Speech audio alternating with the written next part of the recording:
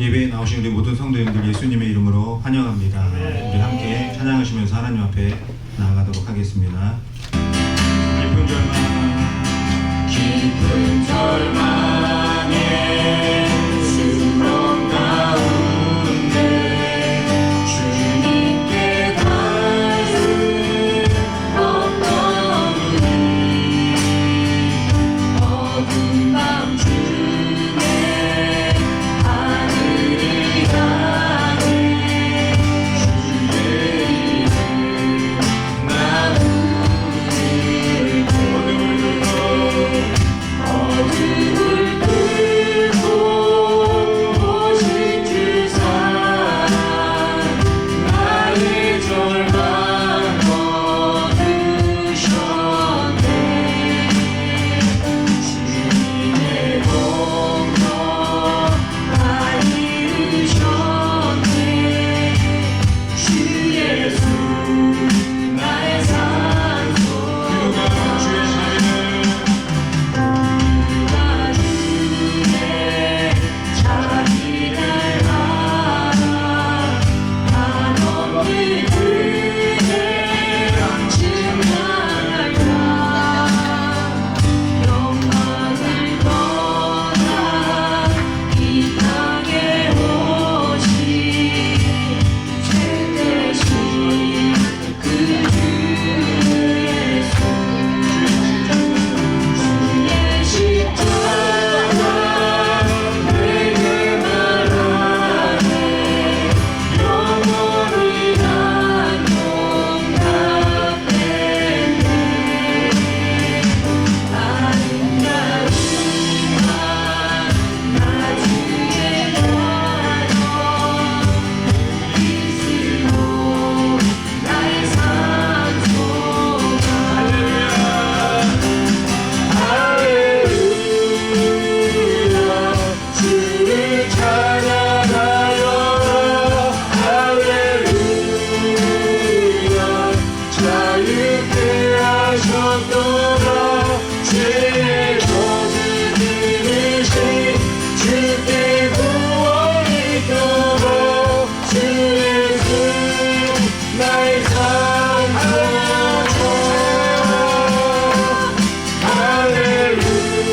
할렐루야 주를 찬양하여라 할렐루야 자유케 하셨도다 죄의 젖을 들으신 주께 구원이 있도다 주 예수 나의 산소자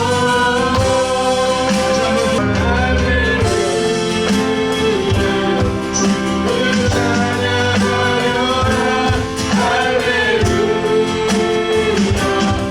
자유케 하셨도다 죄의 젖을 들으신 주께 구원이 있도다 주 예수 나의 산소자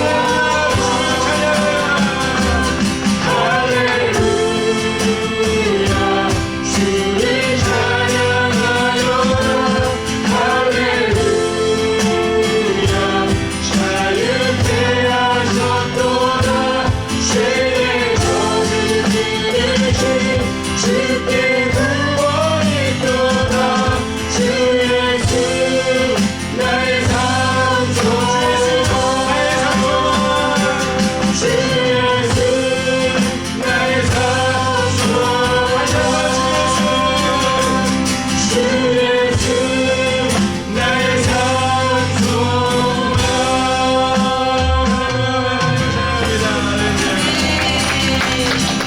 요한복음 3장 18절부터 21절 말씀을 함께 보도록 하겠습니다. 요한복음 3장 18절부터 21절 말씀을 보도록 하겠습니다.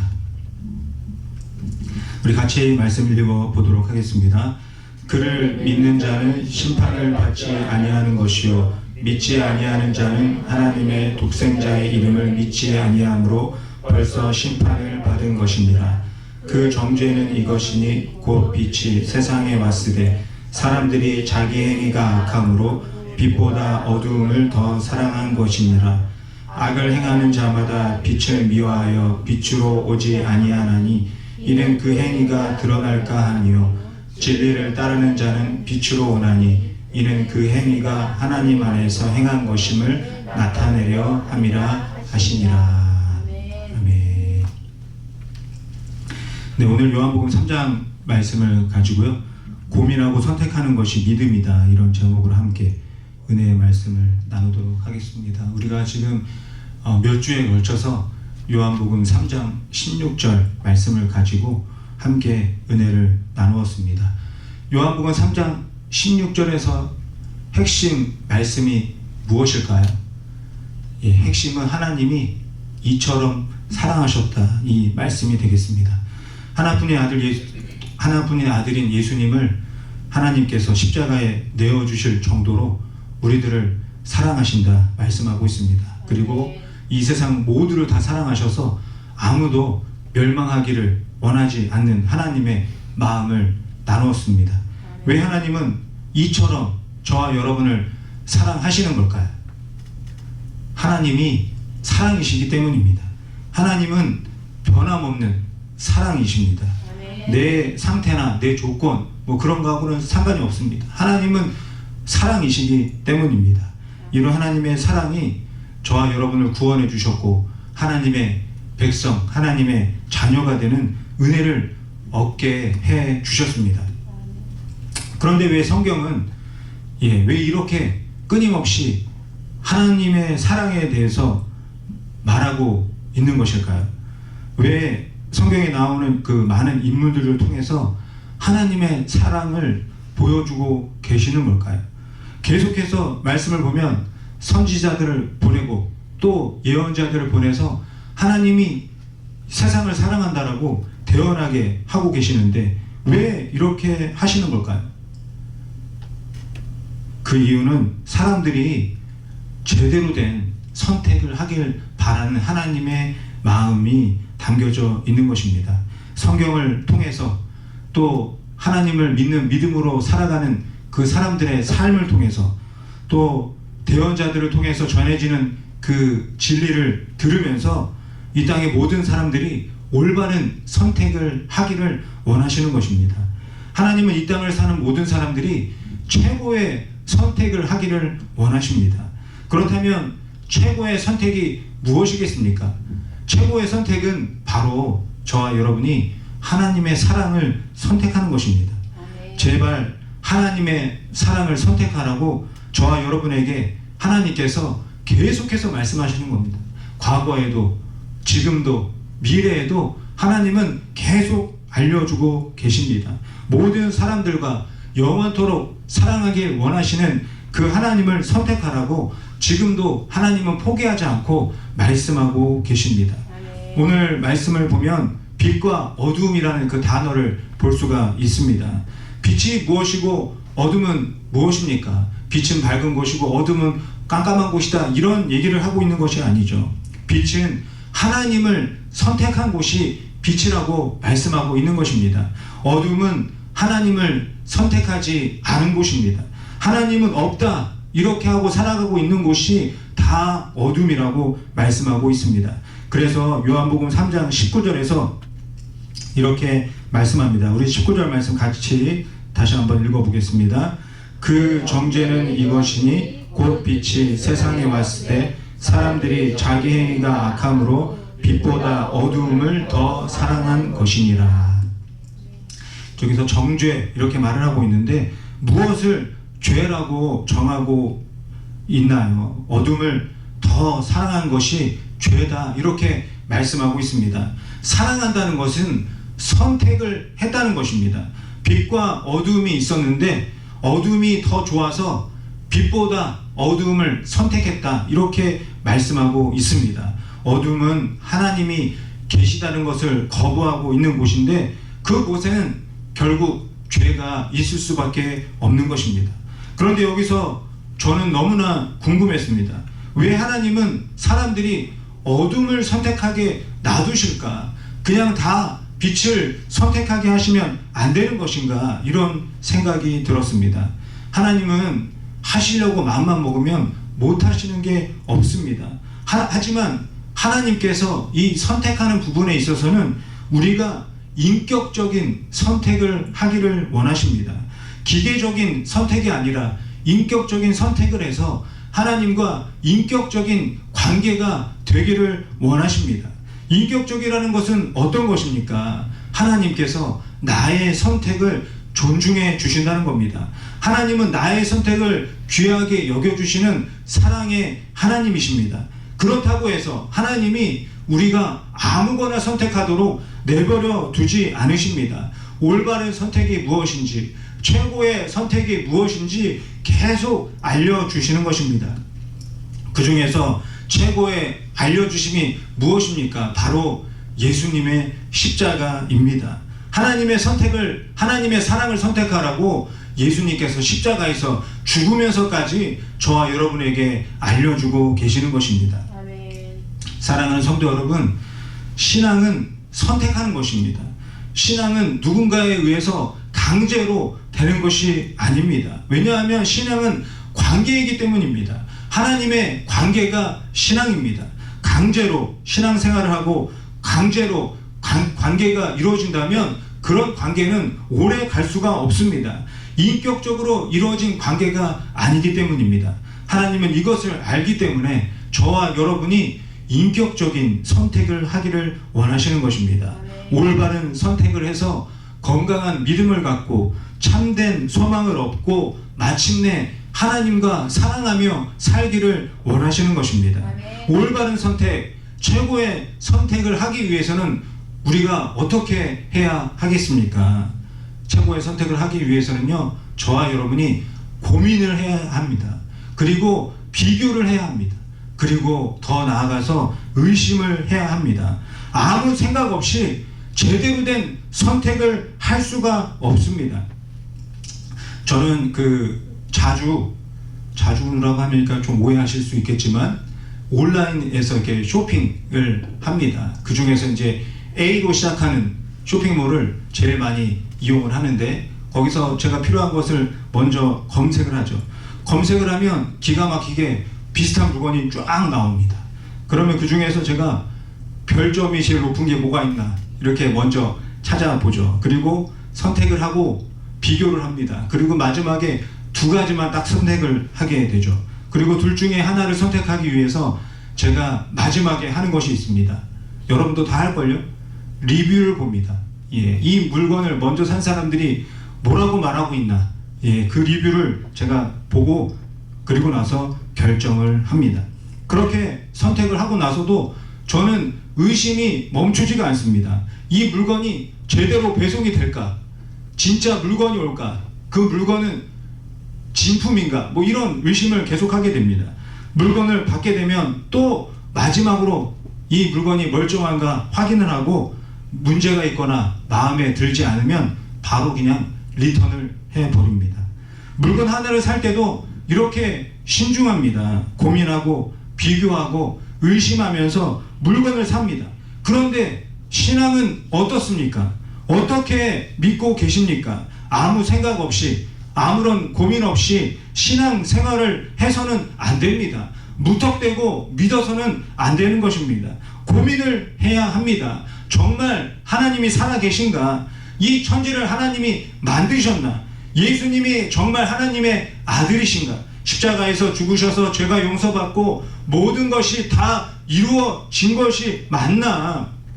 그리고 천국과 지옥은 정말 있는 것인가? 고민을 해야 합니다. 깊은 고민을 하고 또 이 고민을 해결하기 위해서 많은 것들을 찾아보고 비교를 해야 합니다. 부처가 보여준 것이 진리인가? 공자나 맹자가 말한 유교가 진리인가? 이슬람을 믿는 사람들이 이렇게 많은데 혹시 거기에 진리가 있는 것은 아닌가? 고민하고 찾아보고 비교해야 하는 것입니다. 무엇이 진리인지 의심을 해야 합니다. 왜 수천 년이 지나도록 이 교회들은 계속 이어지고 있는 것인가? 성경책은 끊임없이 출판을 되고 또 많은 사람들이 구입을 하고 있는 것인가? 하나님을 만났다는 사람들은 도대체 어떻게 하나님을 만난 것인가 고민을 해야 하는 것입니다. 무턱대고 믿는 믿음은 믿음이라고 말하지 않습니다. 그것은 맹신이라고 말을 합니다. 옳고 그름을 따져보지 않고 무턱대고 믿는 것이 바로 맹신입니다. 하나님은 하나님을 맹신하기를 원하지 않으십니다. 이런 식으로 만약에 신앙생활을 하다 보면요, 누군가 나를 찾아와서 왜 교회 다니고 왜 예수님을 믿고 왜 하나님을 사랑하십니까? 이렇게 물어봤을 때 제대로 된 대답을 할 수가 없는 것입니다. 그렇기 때문에 우리가 맹신하지 말고 옳고 그름을 따지고 믿어야 하는 것입니다. 그럴 때 진짜 진리를 선택할 수 있습니다. 예수님도 십자가에서 죽기 전에 겟세마네 동산에서 간절하게 기도하셨습니다. 어떤 기도를 하신지 아실까요? 제가 간단히 말씀드리면, 하나님, 왜 내가 십자가에서 죽어야 합니까? 이런 기도를 깊은 고민 속에서 하나님께 예수님이 하셨습니다. 마태복음 26장 36절부터 38절 말씀 우리 같이 한번 읽어보겠습니다. 이에 예수께서 제자들과 함께 겟세마네라 하는 곳에 이르러 제자들에게 이르시되 내가 저기 가서 기도할 동안에 너희는 여기 앉아 있으라 하시고 베드로와 세베대의 두 아들을 데리고 가실새 고민하고 슬퍼하사 이에 말씀하시되 내 마음이 매우 고민하여 죽게 되었으니 너희는 여기 머물러 나와 함께 깨어 있으라 하시고. 예수님은 하나님이 말씀하시는 것이라고 하면 하나도 고민하지 않고 무조건 충성할 줄 알았는데 그렇지 않았습니다. 예수님도 고민하셨습니다. 예수님도 슬퍼하셨습니다. 그리고 너무 고민하셔서 죽을 것 같다, 이렇게 예수님이 말씀하고 계십니다. 아무런 죄와 잘못도 없이 십자가에서 죽는데 어떻게 고민하지 않을 수 있겠습니까? 이렇게 힘겨운 고민 끝에 예수님은 결론을 내리셨습니다. 마태복음 26장 39절에서 예수님이 말씀하십니다. 우리 함께 말씀 읽어보겠습니다. 조금 나아가사 얼굴을 땅에 대시고 엎드려 기도하여 이르시되 내 아버지여, 만일 할만하시거든 이 잔을 내게서 지나가게 하옵소서. 그러나 나의 원대로 마시옵고 아버지의 원대로 하옵소서 하시고. 예수님이 깊은 고민 끝에 어떻게 결론을 내리셨습니까? 내 원대로 마시고 아버지의 원대로 해 주십시오, 이렇게 기도하셨습니다. 어떻게 이런 기도와 선택을 예수님이 하실 수 있었습니까? 고민하고 또 고민하셨기 때문입니다. 하나님의 뜻이 내 뜻보다 더 완전하다는 것을 고민 끝에 선택하신 것입니다. 고민해 보니 나보다 하나님이 더 지혜롭고 나보다 하나님이 더 선하시고 나보다 하나님이 훨씬 강하다는 확신을 갖게 된 것입니다. 그래서 예수님이 나의 원대로 하지 말고 하나님의 원대로 해달라고 기도하실 수 있었던 것입니다.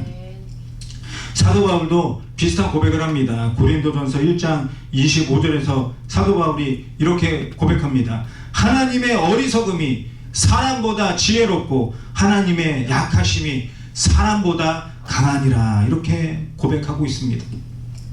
사도 바울은 엘리트 교육을 받고 또 너무나 좋은 가문에서 훌륭한 교육을 받은 그런 사람이었습니다. 그래서 사도 바울은 내가 제일 똑똑한 줄 알았습니다. 그런데 고민해보고 생각해보니까 하나님이 나보다 더 지혜로우시구나, 이런 고백을 하게 된 것입니다. 이런 고백, 이런 기도, 이런 선택은 아무 생각 없이 할 수 있는 것이 아닙니다. 깊은 고민 끝에 이런 선택과 기도와 고백을 할 수 있게 되는 것입니다. 사랑하는 성도 여러분, 믿음은 선택입니다. 그리고 그 선택은 비교와 고민과 의심을 거쳐야 하는 것입니다. 그래야 확실한 선택을 할 수가 있습니다. 이런 과정을 거쳐야 최고의 선택을 할 수 있는 것입니다. 하나님께서 이 땅의 많은 사람들에게 이런 과정을 허락하시는 이유가 무엇이라고 제가 처음에 말씀드렸습니까? 인격적인 믿음, 인격적인 소망, 인격적인 사랑을 위해서 그렇게 하시는 것입니다. 기계적으로 믿고 소망하고 사랑할 수가 없기 때문입니다. 기계적인 선택은 건강한 관계를 형성할 수가 없습니다. 그렇기 때문에 하나님은 인격적인 선택을 할 수 있도록 저와 여러분에게 계속 기회를 주시고 또 올바른 선택을 할 수 있도록 알려주시는 것입니다. 사람들은 빛을 선택할 수도 있고 어둠을 선택할 수도 있습니다. 악을 선택할 수도 있고 선을 선택할 수도 있습니다. 그럼에도 불구하고 하나님은 강제로 하지 않으십니다. 우리가 선택하게 하십니다. 인격적이신 하나님이 인격적인 관계를 원하시기 때문입니다. 요한복음 3장 20절 21절 말씀 우리 본문 말씀인데요. 다시 한번 이 말씀을 같이 읽어보겠습니다.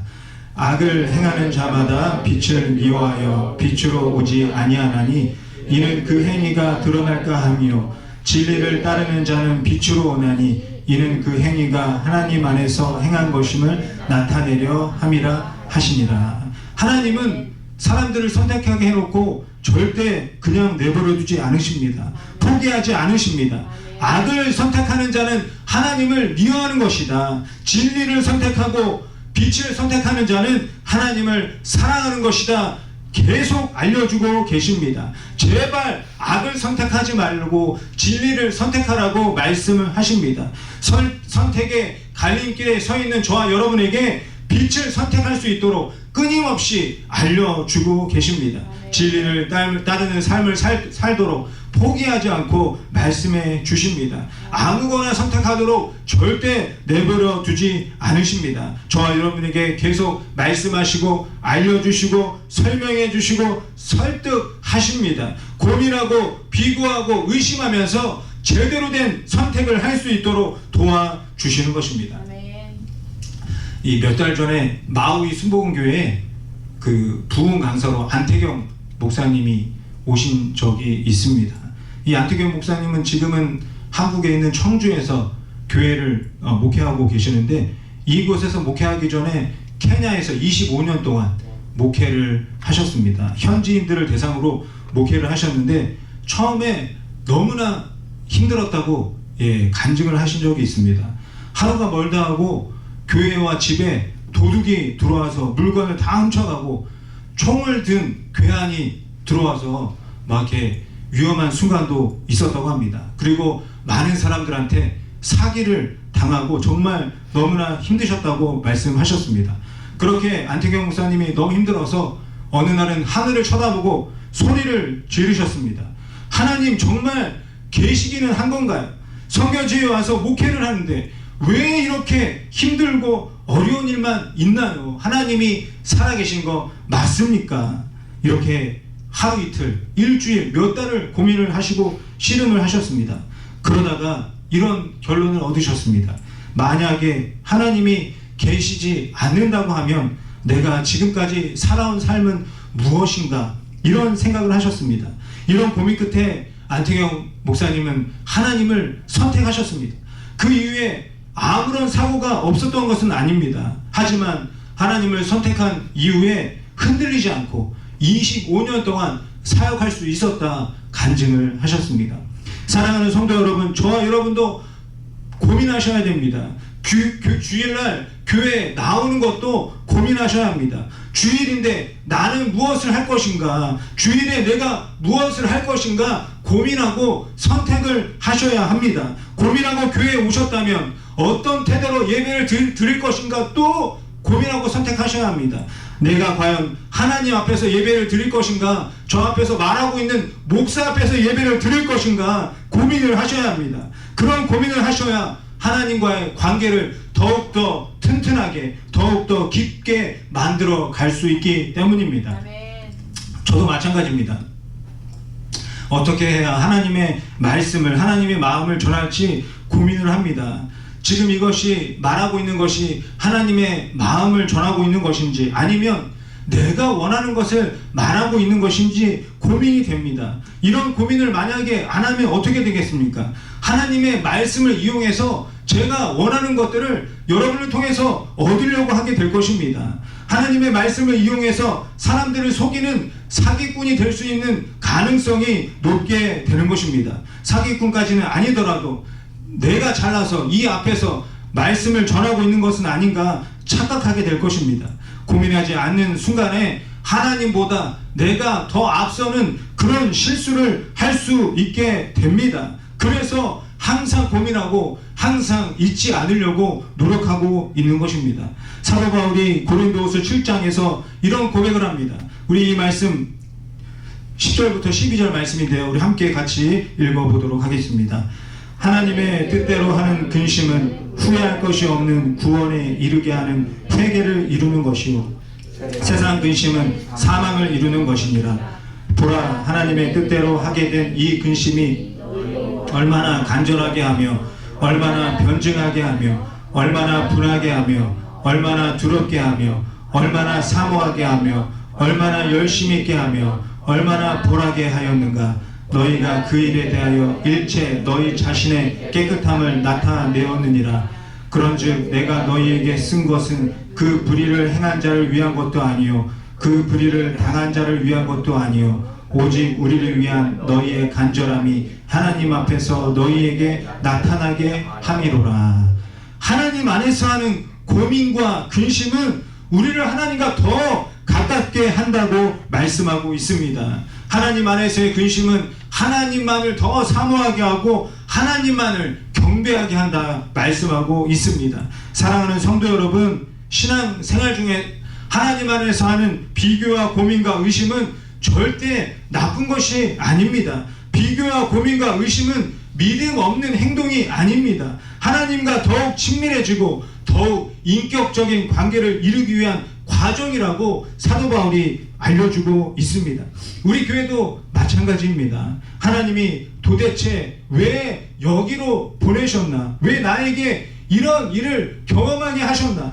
교회가 이렇게 많은데 왜 또 교회를 세우셨나? 장소가 정해지고 목사가 오고 다른 집사님들이 오니까 로봇처럼 그냥 무턱대고 나오지 마시고 고민하고 선택하시기를 바랍니다. 로봇처럼 반응하는 신앙은 건강한 신앙과 관계가 될 수 없습니다. 하나님은 저 높은 곳에서 사람에게 명령하고 사람은 아무 생각 없이 명령에 따르는 그런 관계를 원하지 않으십니다. 하나님을 이렇게 오해하지 마시기 바랍니다. 하나님은 저와 여러분이 선택하길 원하십니다. 요한일서 2장 15절에서 말씀합니다. 이 말씀 우리 같이 한번 읽어보겠습니다. 이 세상이나 세상에 있는 것들을 사랑하지 말라. 누구든지 세상을 사랑하면 아버지의 사랑이 그 안에 있지 아니하니. 하나님은 저와 여러분에게 말씀하십니다. 세상인지 하나님인지 둘 중에 선택하라고 말씀하십니다. 하나님 없는 세상을 사랑하며 살 것인지 아니면 살아계신 하나님을 사랑하며 살 것인지 고민하고 선택하라고 말씀하고 계십니다.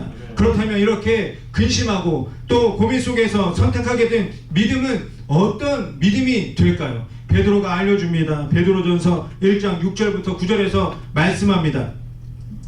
제가 이 말씀 읽어보겠습니다.